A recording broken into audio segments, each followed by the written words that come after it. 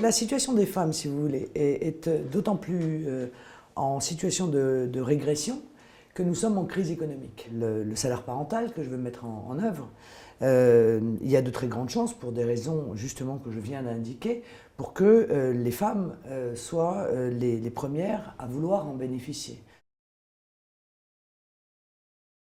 Vous préférez qu'elle soit vendeuse chez Leclerc, hein, qu'elle soit... Non, mais c'est ça, je comprends bien. Qu'elle soit pressurée, qu'elle bosse à des prix qui sont juste des salaires qui sont juste scandaleux, avec des horaires qui ne leur permettent pas de pouvoir s'occuper correctement de leur famille. Vous trouvez que c'est beaucoup mieux, que c'est une avancée pour les femmes, plutôt que d'avoir la possibilité d'élever pendant 3 ans leurs enfants. Vous trouvez ça normal, vous, qu'elles soient pressurées, utilisées, qu'elles soient obligées de mettre leurs enfants à la crèche et accessoirement d'ailleurs de payer une partie de leur salaire à payer une nounou qui viendrait les chercher parce que leur salaire ne leur permet pas de pouvoir venir chercher leurs enfants à la sortie de la crèche.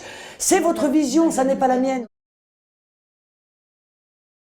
Non, les femmes sont l'égale des hommes, et étant l'égale des hommes, elles sont des citoyennes à part entière, et elles doivent trouver évidemment des réponses à leurs préoccupations dans l'ensemble des ministères qui sont ceux de la République.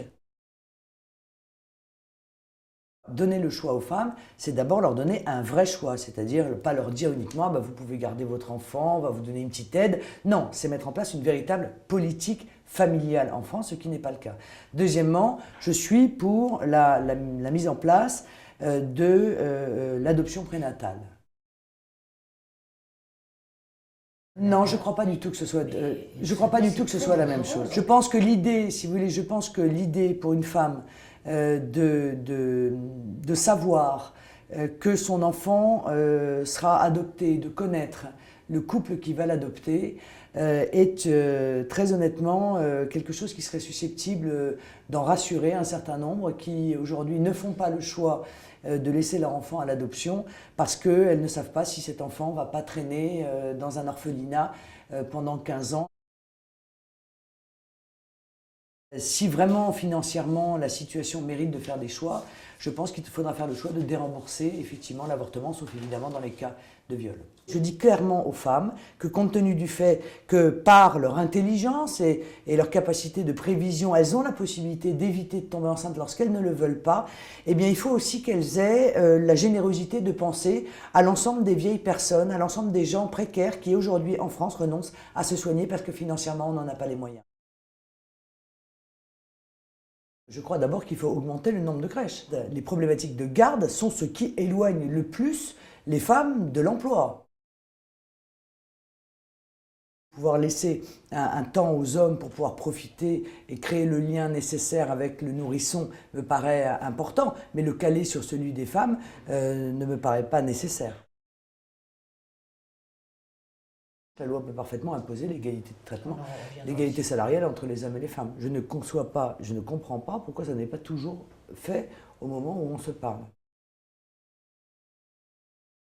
La mesure qui a consisté d'abord à supprimer le bénéfice des 3 enfants qui étaient accordés en matière de retraite aux femmes est une vraie injustice. Moi, je reviendrai sur cette mesure parce que je la trouve, là, pour le coup, sous prétexte d'égalité, profondément inégalitaire et profondément injuste. Le problème, encore une fois, c'est de les convaincre d'y entrer. Il n'y a pas, si vous voulez, des armées de femmes qui n'attendent qu'une seule chose, c'est de pouvoir être élues. Le problème de la vie politique, c'est qu'elle rentre en confrontation directe avec la vie familiale. Il faut être honnête, je veux dire, si on ne dit pas ça, on n'a rien compris au problème des femmes dans la politique. La politique, ça se fait le soir, la politique, ça se fait le week-end.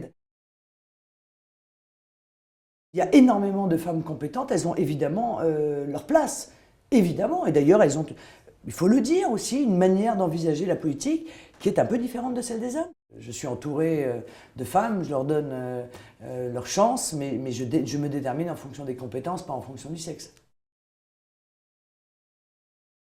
Je suis complètement contre le fait d'assujettir les allocations familiales au salaire, parce que je pense qu'on se trompe de nature. L'allocation familiale est une allocation qui a vocation à soutenir la natalité. Ça n'est pas une mesure sociale. L'interdiction qui est faite à l'homme de s'approcher à temps de bien-être de son ancienne femme lorsqu'elle est violée est géré sur le plan pénal avec beaucoup de laxisme et de compréhension. Il faut renforcer ces peines.